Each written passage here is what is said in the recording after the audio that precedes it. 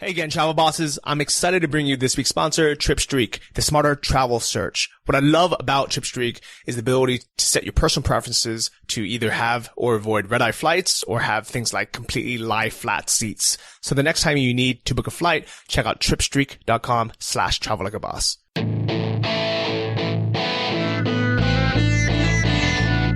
Welcome to the Travel Like a Boss podcast, the radio show all about traveling like a boss by being your own boss.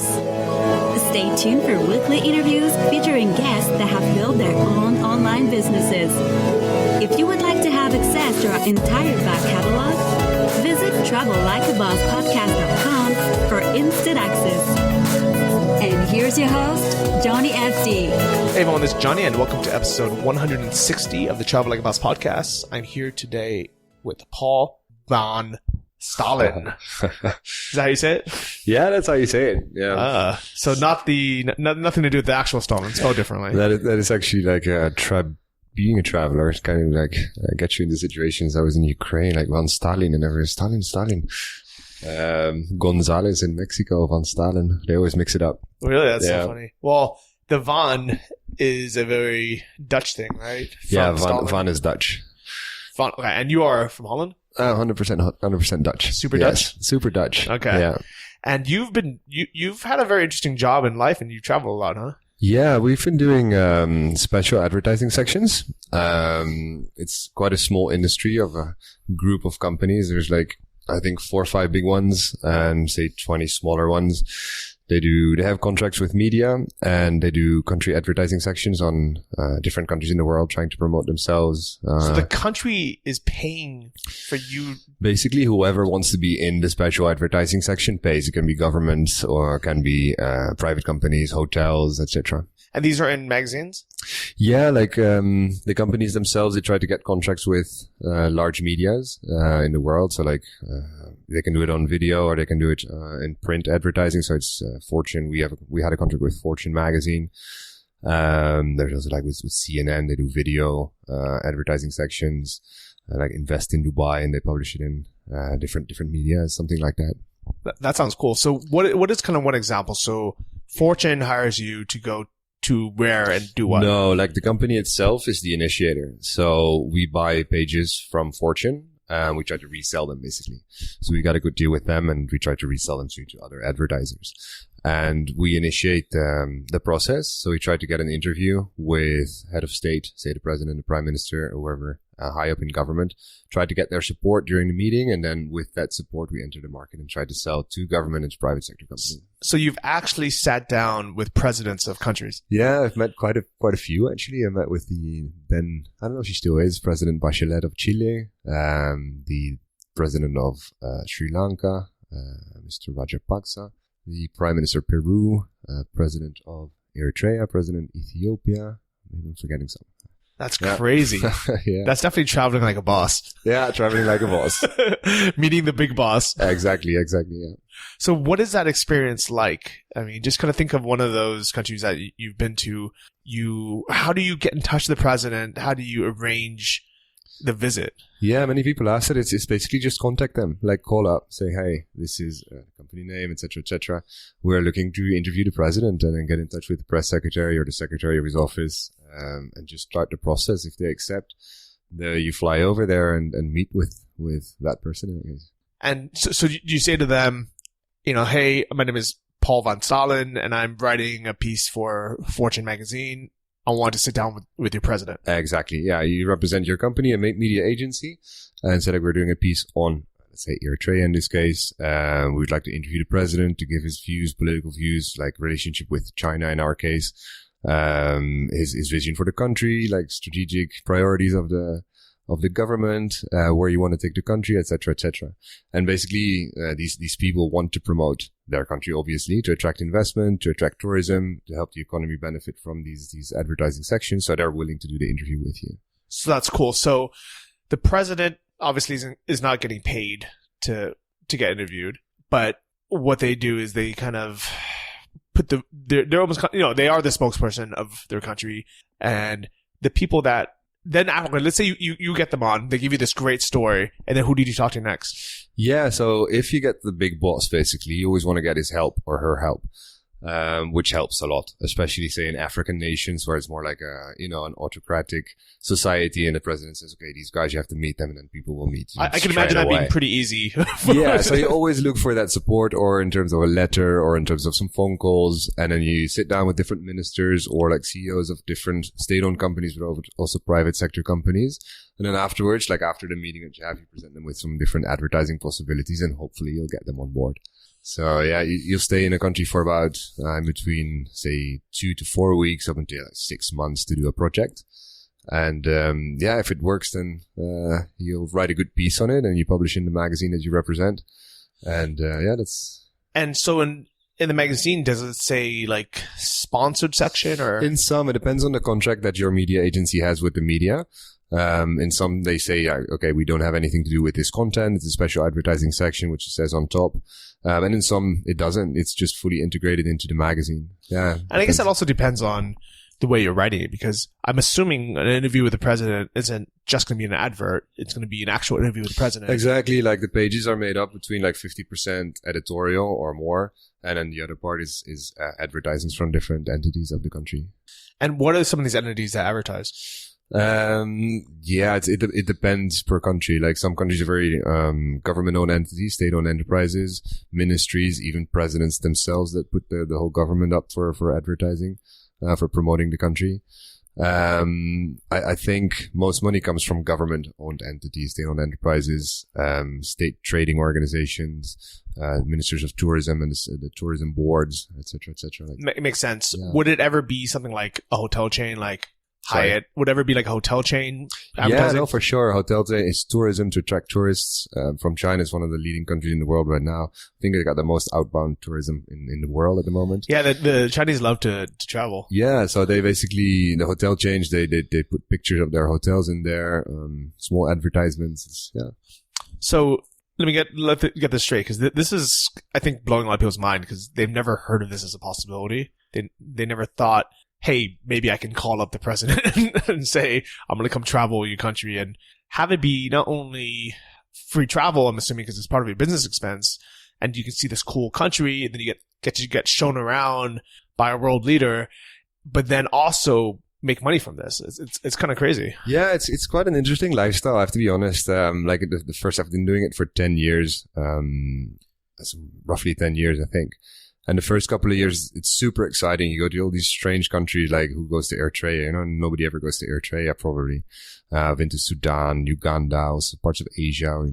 It's very interesting. And if you're lucky, like especially smaller countries, you get a lot of things organized for you because you're there on an official visit, let's say. So you got people from the government trying to show you the country and make trips for you and organize things for you. So that's very interesting.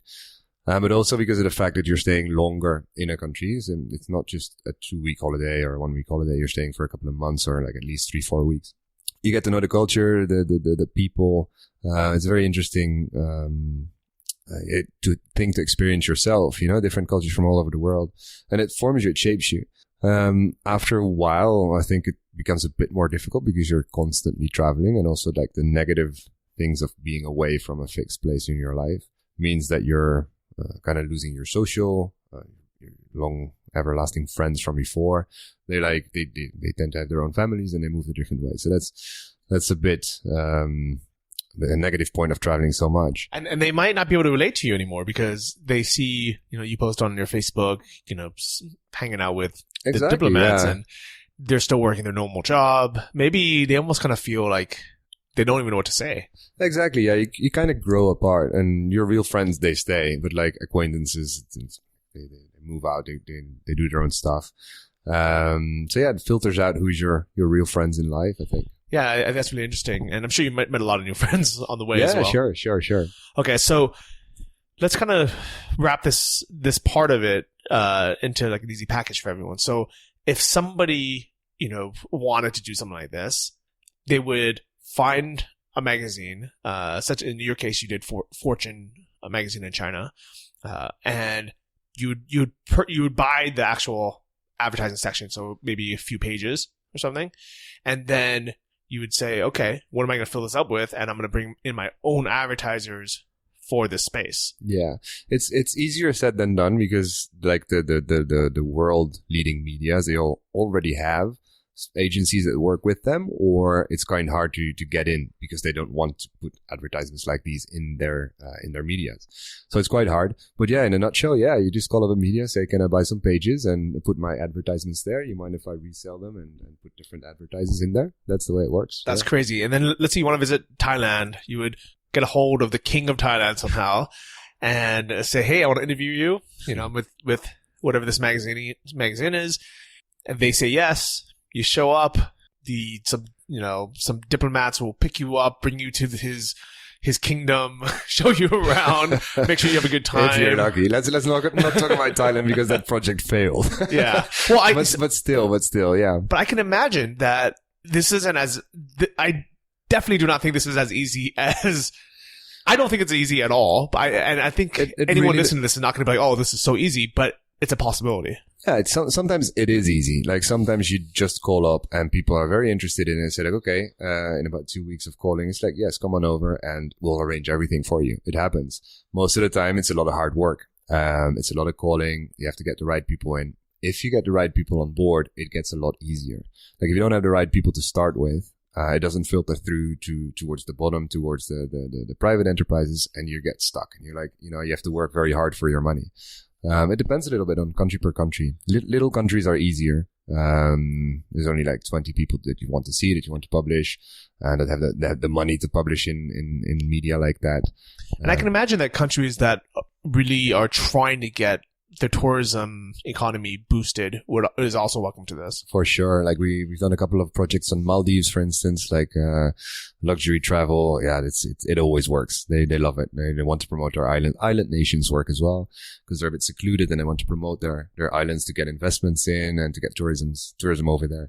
Yeah. I like that. That's actually a good idea for people. They're thinking about it. And obviously they don't have to do this, with a huge magazine like Fortune.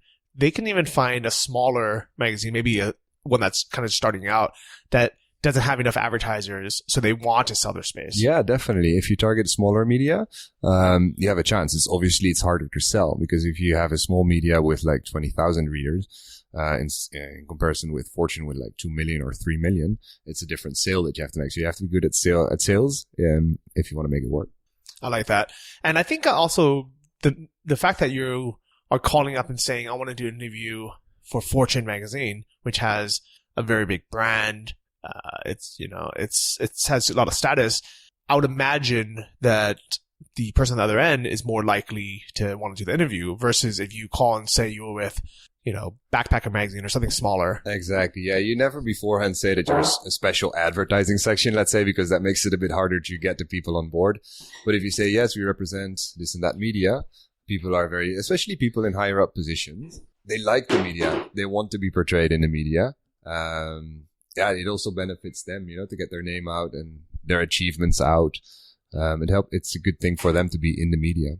Yeah, and I think people like talking about themselves, and especially if someone's in a position of power, maybe they are from a small island nation like Maldives, where they don't get a ton of press coverage. And every time they do, their economy grows because more people come. It sounds like a good idea. Yeah, because there's a lot of nations in the world that are quite small. You have nations 4 or 5 million people. It's basically the size of Barcelona, size of London, or like a big city. So it's basically saying, okay, I would like to have an interview with the mayor of London. Same size, same importance, let's say. So the little nations are easier to get than the large ones. So how did you get involved in all this? How did you start? Yeah, I think, if I remember well, they came to my university when I was studying. They did a presentation in one of these companies and they're saying they were looking for people. I went there and they said yes, and I started, which was quite exciting. I was quite young still. And the first couple of years were the most exciting for me because every country was exciting. I was like, do you remember what your first country was? I went to Panama. Okay, nice. Yeah, for a couple of months to Panama, which I loved. You flew from Holland to Panama. I was in Barcelona actually, and I flew from Barcelona to Panama. Then the second country I went to was the Bahamas. Then afterwards, I think was Colombia. Different countries all over the world. And seeing you talk about this and thinking back, I can kind of see that magic again. You're like, So I can imagine how cool that was, right? Growing up the first experiences leave the biggest mark. You know, Panama I can remember vividly. I think I've done over the last 10, 12 years, 40 countries or 35 or 40 countries. So down the line, you remember less because it becomes less interesting. Like all these countries, like, okay, another one. So altogether, you visited close to 40 countries. Yeah, something like that. And not only for free, but you got to get, I mean, and I'm assuming everything's covered by your business. Everything is covered, yeah.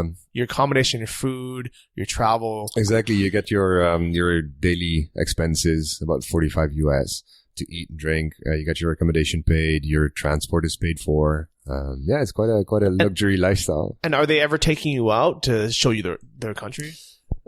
Yeah, for sure. I mean, like you meet up with people there, you try to be socially active because that's what makes it fun. Like the destination as such it helps. You know, if you get a cool country, it's nice. But I think what makes it a good experience is the people that you meet. You can be in the nicest place, but if you don't have nice people that, you know, to go out with, to have fun with, it doesn't add to the experience. And so how do you normally meet people when you travel? Yeah, you have to be a bit outgoing. Like normally you go in a team of 2, 3. So you have your first couple of friends already there and you're there together to explore the country and then you meet people. It's very easy. But also through like social apps like, what are they called? Like Internations, things like that, Facebook events, just Tinder. Go there. Yeah, Tinder. Yeah, for the girls. Yeah, for sure. It's just being outgoing and, with the introduction of the people that you have meetings with, yeah, you get quite far. And are you ever hanging out with any of these diplomats or any? No, for sure, because that's a necessary thing to do. I mean, like if you want to get to the people on top, it's not only, okay, here's my letter. I would like to meet you. It's more like, okay, I've met the president or I met this minister or I met this CEO. Give me a recommendation to your friends because in a country like the top 1-2% of earners and powerful people, they all know each other. They meet each other on a daily basis or on a weekly basis, whatever. So it's very nice to have an introduction for people, a lot of networking.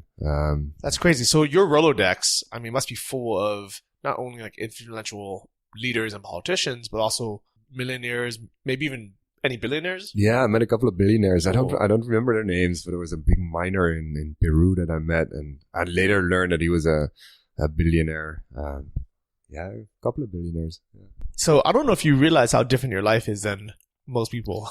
Yeah, it's funny. Like I never think about it, you know. I just rolled into this lifestyle, and now I stopped it because the travel became too much, and I'm getting a bit older. I want to settle down. But a lot of people actually that I meet now say like, oh, you get a very interesting lifestyle if you had like interesting experiences. And I'm like, yeah, you're right. Definitely. Yeah. And that's why it's good to share these things before you completely retire from or you completely get burnt out from it, because it's really easy. And this is a good point. And I'm glad you brought this up because I think no matter how amazing your job is or how amazing your travel life is, eventually you know want something different. And it doesn't mean that those years was a waste or a bad idea. It doesn't take away from it at all. It just means that you've enjoyed it and now you want to do something else. Yeah, exactly. I mean, like I said, the first year were just exciting, 100%. Like everything was great. Then after a while, you start to realize that there's negative points to traveling so much. And after an even longer while, you just want to quit. You know, it's too much. You're not enjoying it anymore. I remember that I was in Chile doing a project, one of my last projects. And I sat in a bus and I was like, well, what am I going to do with my life? Where am I going today? You know, it's like, and it's just like, I made a decision. Let's go back to Europe. Let's settle down. It was like a whole burden falling off my shoulders. Like, yes, finally, you know, no more traveling, just looking forward to settling down, starting a normal life. However, I'm not throwing the whole thing away. I like to keep the door open to travel again. But it feels nice now to be settling down. Yeah, I definitely think so. I think, so for me, you know, I haven't done the same route as you, but I also got to live in a lot of different places, mainly through scuba diving. So I've lived on, I think, 6 different tropical islands in the world. And my dream used to be like, I just want to go to any tropical island. And because I was working as a dive master, I was able to just travel for, you know, maybe not travel for free, but once I got there, I got to live for free either at the resort or staff accommodations. A lot of times I got free food, or at least I got enough to continue living there. And obviously I got to scuba dive for free because I was working there. And there'd be people who would come on their honeymoon or on a vacation and they would spend thousands of dollars to come diving, and I got to do that for free.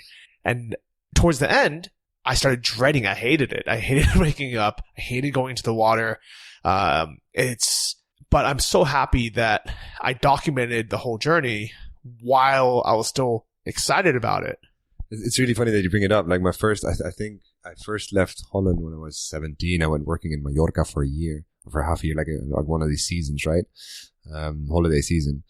And my goal was, I always wanted to travel, and I thought, like, how am I going to do that? And my first thing that came to mind, I did my diving, my paddies over there in Mallorca, and I was like, yeah, that's the way forward, you know, and get my dive master and work in different resorts over the world. So it's funny that you brought that up, because that was my initial plan. But it just shows that there's so many different ways to be able to live this lifestyle. A lot of people think that they have to become a millionaire first to be able to travel to all these, you know, crazy cool places, or they have to retire already. But a lot of people don't realize that there are either opportunities out already or opportunities you can create to allow you to travel as much as you want, you know, on the business's budget or for free, and earn money while you're doing it. And that way it's kind of the best of both. Yeah, I think it's like, especially now, no, there's more opportunities to do so. I think, you know, students start within their university, do an internship abroad. That's the first step for many. But there's many more opportunities than there were before. I mean, your parents basically went to school, university, got married, job for life, retire, and, you know, but now everybody's doing their own thing, and there's so many more opportunities out there that you can search for. I mean, you don't necessarily need to know that, you know, right now that they're all existing. But there's so many more opportunities that you can explore in different paths if you want to travel and explore the world. There are many more opportunities that you might not know of. Did you grow up in Amsterdam or in a smaller? No, very town? small village, or like a little city, like 50,000 people close to Germany. Yeah. Wow, that's really small. Yeah, like farmer type, like cows and goats and horses, and yeah. And were your parents born and raised there?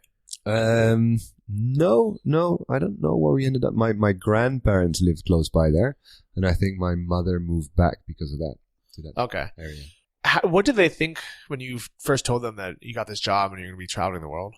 Yeah, I mean, like, they're all very supportive. I mean, obviously it was, you know, they missed me, having me around at times, but they were very supportive. Like, do whatever you want to do and follow your, you know, what you want to do in your life.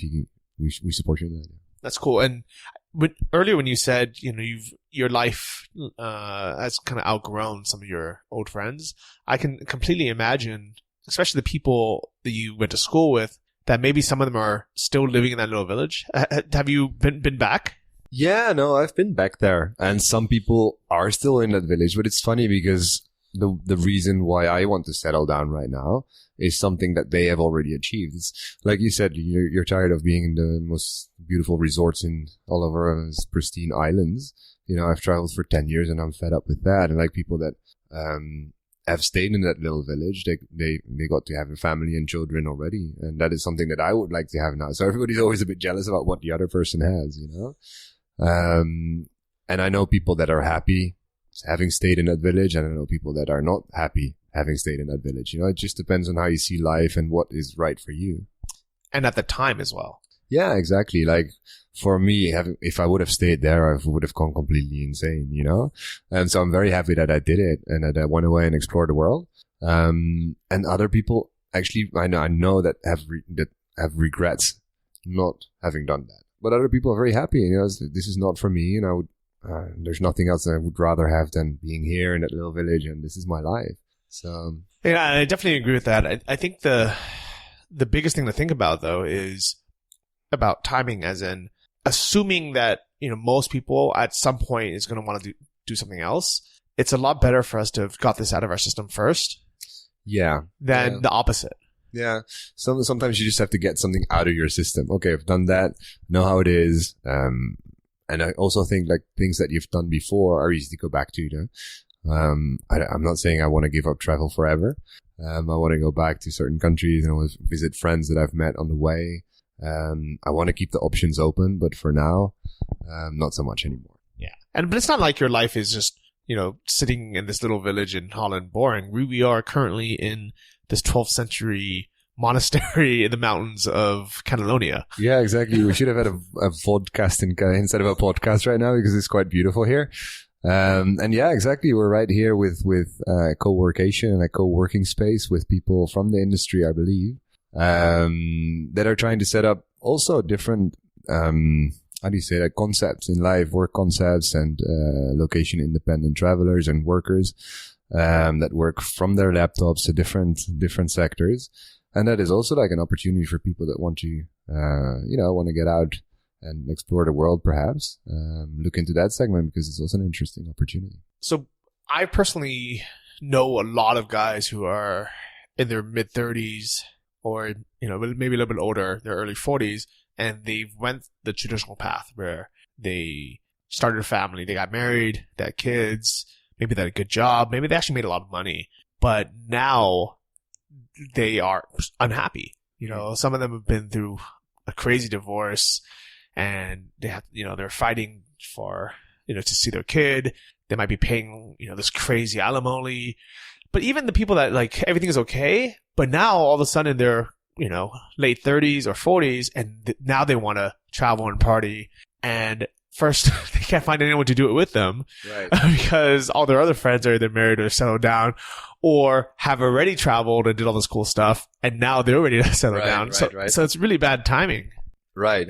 You want my advice for them? Maybe I don't know so much about that because I've not been there. Depends on your situation again, the timing. I mean, like if you're with your family, I think that's different. But yeah, if you've gone through a rough divorce and you're not attached to some location or some life that you had before, just go for it. I'd say look up the possibilities, buy a ticket somewhere, and explore the world and do what makes you happy. I'd say don't feel restraints and say, okay, this might happen or that might happen. Just like go for it and see where it goes. You only have like one life. Enjoy it. Yeah, I like it. You've definitely enjoyed it. Out of all those, how many countries do you think you've been to now? Yeah, I really don't know. I think like for work around 30 or 40. And then for personal travels a bit more, maybe 50, 60 or something. Wow, that's cool. Which country was the worst that you would never go back to? It's very difficult to say. Like a lot of people ask me like, what's the best and what's the worst? On paper, a country like Sudan would have been the worst, but I've had a very good time there. It's like lovely friends, good social life. So like said, for me, it's not so much about the country. It doesn't necessarily have to be pristine beaches, a tropical paradise, going out, and all the possibilities for good tourism. It all depends for me on the people that you meet there. And that starts with your personal take on life, on the project, on the country that you're at, the timing. And sometimes you don't feel like going out, meeting new people because you know that in 3 months, they're out of your life again. So why waste the energy? But if you do that from the beginning, if you go to a country where you don't know anybody, have a lot of positive energy, the people will get to you. They'll take you into their groups, into their lives. They'll invite you to come with them on social events, and it will probably go easier than expected. So the worst or the best country, I think, it does go a little bit hand in hand with good tourism. I like touristy places, touristy countries, because they're a bit more outgoing, they're a bit more like welcoming, there's a bit more activities to do, things to see. But still, if you don't have the right people around you in a country like that, it doesn't match with being in a worse country, but with good people. It's funny that you say that you like touristy countries because a lot of the travelers that I meet want to avoid that. They want to go somewhere where no one's ever seen a white person or go somewhere kind of off the beaten path because they want a more authentic experience. Yeah, I think I had that in the beginning. Like in the beginning when I was traveling, I was looking for places where there were no Dutch people. It's like, okay, I'm Dutch. I don't want to meet any Dutch people. And a lot of people told me like, I'm German. I want to avoid the Germans. But later on, it's like, it kind of blurs in with, whatever. And I do think I like a bit of tourism. It's like a good beach, like nice people, caipirinha or a margarita with the tourists. It's quite nice. For personal travel, I think I agree. If I would go travel now, I would still love to visit the Himalayas or Japan or something off the beaten track. Mongolia seems very nice to me, like the highlands over there. So for like a holiday, I think I would visit a bit more what you were mentioning, like I don't know how you described it, but like the weirder countries now, or like the off the beaten track. But for work, it's nice. I find it a bit nicer if there's a lot of expats that you can relate to, you hang out with. If there's a lot of tourist activities to do, if there's a lot of tourism, the country must be beautiful. It's maybe a bit different between personal travel and work travel. Yeah, I can never see that. I think for me, I like countries that have, or places that have infrastructure, but are not overcrowded. Right. Yeah. One country is really good is the Philippines. Like Philippines it's a bit like similar to Thailand, if you like Asia. But it's not so well developed yet. Also because there's like more than 7,000 islands, I think. And it's a bit more expensive than Thailand. So a lot of tourists tend to go to Thailand and Vietnam, Laos. But the Philippines, and people speak English, so it's a bit easier. It's very beautiful, and there's less tourists and less people, and it's really, really pretty. Yeah, definitely. And it's almost one of those things where depending on what year you listen to this podcast, if you're listening to it live now in 2017, or if you listen to it 2 or 3 years from now, places change really fast. Mm-hmm. Like, for example, Koh Phangan, Thailand, where it's famous for the full moon party. Just a few years ago, it wasn't very built up. There wasn't that many hotels yet. It wasn't, the party itself has been going on for a long time, but it's always been a little bit harder to get to. And I first heard about it in Maxim magazine, like when I was a teenager. I think it was a long time ago. And then they described it as this deserted island with like almost nothing there. And I actually remember reading it thinking, where do you sleep? Do you have to leave the island and sleep on the next island? Right. I didn't know that. I went to Koh Phangan once. I think it was like 5-6 years ago. And that was already when the full moon and the half moon and the black moon, and I know how many moons they had there. Parties were there. So I don't know from before, but yeah, you're right. I mean, I remember one place which I loved, which was, San Blas in Panama. It's an autonomous region within Panama. And basically there's no electricity, there's no infrastructure, there's nothing there. And the people that live there are indigenous. It's an Indian tribe. Indian, right? Indian tribe. And they refuse to sell. They've had offers from like Marriott's and the Westins and for millions of dollars, but they don't want to sell their property or their land. And, it's you can see that there's such a big difference between a place like that and a place like Koh Phangan where it did happen and like the tourism wave came and like absorbed the whole island. Yeah. But it's this thing about, I almost think it's not a bad thing with capitalism, where if a place really is amazing, it really is that beautiful, maybe has clear water or good scuba diving or, nice beach or whatever it is, obviously people want to go. And when people want to go, they need a place to stay. So people are going to build hotels and restaurants there. And unfortunately, what happens is eventually it gets overbuilt. And that's when people start saying, oh, it's, I don't like the place anymore because it's too touristy or too whatever. But the whole reason why it became too touristy or too built is because it was a great place. I think it's very hard to find a balance. You have to manage it well. Some places are not managed well, and you see that the tourists are leaving their trash and the trash is not picked up. And then the whole, the destination, what made it beautiful before is not beautiful anymore. So the whole, how do you call that in English? Like the whole product life cycle of a tourism destination, because it's a product. I'm curious how you say that in Dutch. Yeah, how do you say that in Dutch actually? But it goes quite quickly, and it's all about how you manage it. If you keep it clean, not overbuild it, not be greedy, like sustainable tourism management, I think. I definitely agree, and I think more countries need to think long term. Yeah, it's very hard because I see that like in more developed countries, it's easier because there's more governance, it's more organized, there's more control. And like the places that are beautiful, they're often, or not often, there's different places, but a lot of the places are in less developed countries, which makes it harder to control. And there's not so much, infrastructure management and how to sustainably manage destinations. So you see that a lot of destinations are really pretty. People want to make money, a lot of tourism come, and it goes quite quickly. And then the destination itself is in decline. Yeah, and what's crazy, and it's sad, but they almost kind of deserve it sometimes, is they overbuild, get greedy, and then tourists stop coming. Yeah. Because we just move on somewhere else. And I feel bad for, people that, maybe spend their life savings to, build a hotel during the peak. Even Koh Phangan is kind of a good example where I think it's at the peak right now. I don't think it's going to get even more popular because it's already the most popular place. But because it's so overbuilt now, and because people are kind of trashing it now, and it's getting, people there are getting a bit greedy, so customer service isn't as good anymore, the beach isn't as clean anymore, it's not as, beautiful anymore, people are going to find the next island and move on. And as a tourist, the hack would be find the next place that not everyone knows about, but I do feel bad for those places. Yeah, I mean, yeah, it's true. I mean, I hope Thailand will survive because Thailand is gorgeous. It's a gorgeous country. It offers a lot of different destinations. Yeah, I don't know where the next big thing is. I think the Philippines is going to catch up. Other surrounding countries like Vietnam and what do you have there? Laos, Myanmar is up and coming. Yeah, you have to spot the destination. Yeah, but not even like a new country. I think sometimes just within the country. So, a new destination, yeah. Yeah, because there's so many islands in Thailand that people don't even talk about. You know, right now everybody goes to, Phuket, which isn't even really an island. Right. Koh Phangan, Koh Samui, and then maybe Koh Tao if you're a younger backpacker.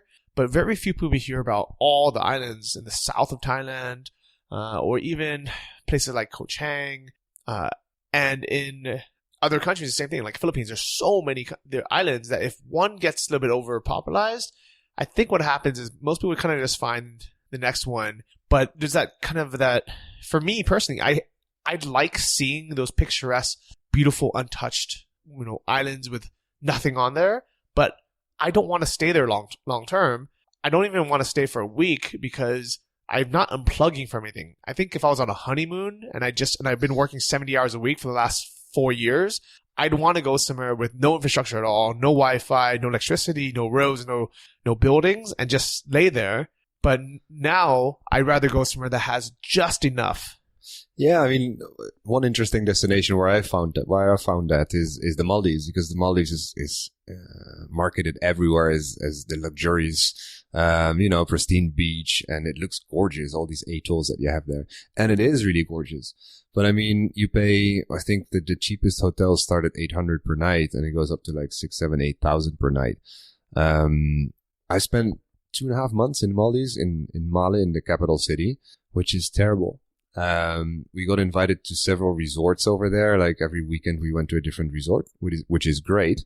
But like after one day I was bored.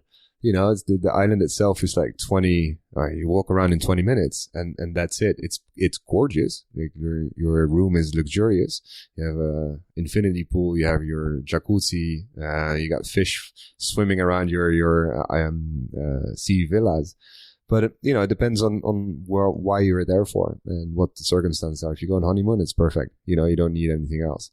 But if you're there with some friends and you want to party or something, you're bored after 20 minutes because there's to do. It depends on the circumstances, why you travel, what you're looking for, and what the circumstances are. So I actually have heard of the Maldives. I've seen beautiful photos, and I actually considered living there for a while. Where? So I don't even know the name of all the different islands, but I was thinking maybe I'll live on any of the islands because they're all. So if you guys don't know, Maldives is a small island nation, kind of like Holland in a sense where God does not want them to exist. It's a gorgeous place. I mean, like it's atolls. It's I think an atoll. I don't know exactly what it is actually, but I think it's like coral that is piled up into like a very long, how to describe it, like a column, and the top of that column just like goes on top of it tips out of the water. So I think the highest point in Maldives is 2.5 meters in the whole nation. So it's quite flat, and then the atoll is quite steep. So if you actually go into the ocean as a diver, I don't know if you've been there. I haven't been there yet, but as a diver, it's amazing because you actually can dive, say like to 18 meters or whatever on the side of the atoll, and the current, like you can basically sit in a yoga position, and the current like spins you around the island. And wow. You just sit like this and watch the coral and watch the fish, and it's quite amazing for diving. Yeah, that's so amazing. And earlier when I said God doesn't want you to exist, it's a joke. But what's happening is as sea levels are rising, the island is being threatened to be basically washed away. It's a serious thing. I mean, they're actually, I don't know if they've done it, but they're buying the nation of Maldives is buying territory in Australia for just in case the whole island nation will disappear in the ocean. Yeah. Yeah, that's sad. And the way Holland is related is you guys are so flat and the water is rising that if it wasn't for your dikes. Yeah, half the nation is underwater. Yeah, I think half the nation of Holland is under sea level. To up as 8 or 9 meters, I think. Yeah. That's insane. Yeah, we had to build some dikes. So the kind of travel hack on why or how I was going to live in the Maldives is as a scuba diver, especially if you're an instructor, but also maybe if you're a dive master, a lot of these resorts they need help. But usually it's a 1-year contract. Yeah, you haven't done it, right? I haven't done it. I wouldn't go if I were you. No. I think at the time I was already hesitant, even though I was still really excited about diving. I thought it'd be amazing. Yeah. You probably earn good money. You earn great money. Yeah. You get decent accommodations. You normally don't get a sea villa for yourself, but like okay accommodations on a beautiful island, some of the best diving in the world. Yeah. But it's a very, very strict. It's also a lot of resorts outsource it, so they offer a contract for somebody like you to build their own dive resort or their own dive school, so you can establish your company in one of the resorts. But like I said, me personally, I wouldn't want to be there for more than a week or 2 weeks because you get so bored. You walk around an island in 20 minutes and that's it. As a dive master, maybe it's different because you have your regular day-to-day schedule. You go for diving, and diving is great. But it limits your life in a very, how do you say that, in a big way, in terms of you can't leave the island, there's not so much to do, etc., etc. I've met a lot of people who have actually done this, and they all say the same thing. The money is great. The diving is world famous. It's some of the best in the world. It's so beautiful, but you get bored so fast. Yeah. And that's why a lot of them only hire couples, because at least you have someone to keep you entertained. Yeah. It's like, if it were me, I would love to go back to Maldives for my honeymoon, but it's like 2-3 days. Just enjoy it. Spend a lot of money on your accommodation and enjoy it for your honeymoon, but not more than that. So I think to kind of wrap this up, I think the big takeaway from at least this part of the story is the best life would be to be able to go to these amazing places and either travel on the business expense where you can go for free, or, maybe you can get a job, figure out a way where you can afford to go to these places. Either you make so much money at your actual business, has nothing to do with it. You just go for a holiday, go for a vacation, go for a honeymoon, or figure out a way where you can, have your business pay for it. I think maybe one interesting concept to mention is there's also a lot of websites in which you can offer a lot of services, your own services, translation services, personal assistant services, your own marketing campaign services. A lot of things can be done online. You have websites like Upwork and what used to be Odesk, and people just make money on there. And you can connect to the internet from everywhere in the world. And if you can do that, if you can find a service that is wanted, that there's demand for, you can just work from your laptop and get paid through a website. There's not so much difference as working from a company, from inside an office. And definitely. And there's, pretty much every single person we've had on the show has been some kind of digital nomad or location dependent, entrepreneur or freelancer, like you had just mentioned. So you can still go there on vacation while making money. I don't know if you're going to make $800 a day freelancing while there, but at least you have something coming in. Yeah, sure. I mean, I think, just go for it. It's not that difficult. If you want that, if I think that's your audience, people that might be hesitating or how to do it exactly. Just give it some time. Think about it. There's many ways how you can do that. And don't be afraid. Just go for it. You can always go back. And you'll figure it out, guys. Exactly. You'll figure it out on the way. I love it. So Paul, thank you so much for coming on the show. Do you use Instagram or website or anything? You want my personal website? Yeah, sure. Well, which website? Or what do you mean? My Facebook or? Yeah, people want to get in touch with you. You can email or? Up to you. Yeah. I mean, if you want, I don't know, hundreds of people emailing you, but maybe not. I don't know. Look me up on Facebook. It's Paul van Staalen. Okay. Sounds good. And let's go enjoy the rest of this trip here. Sounds good. Thank you for having me. Thank you for being on. Dankjewel. Graag gedaan. See you guys all next week. Bye-bye. Bye-bye. All right, guys. I hope you enjoyed this week's interview.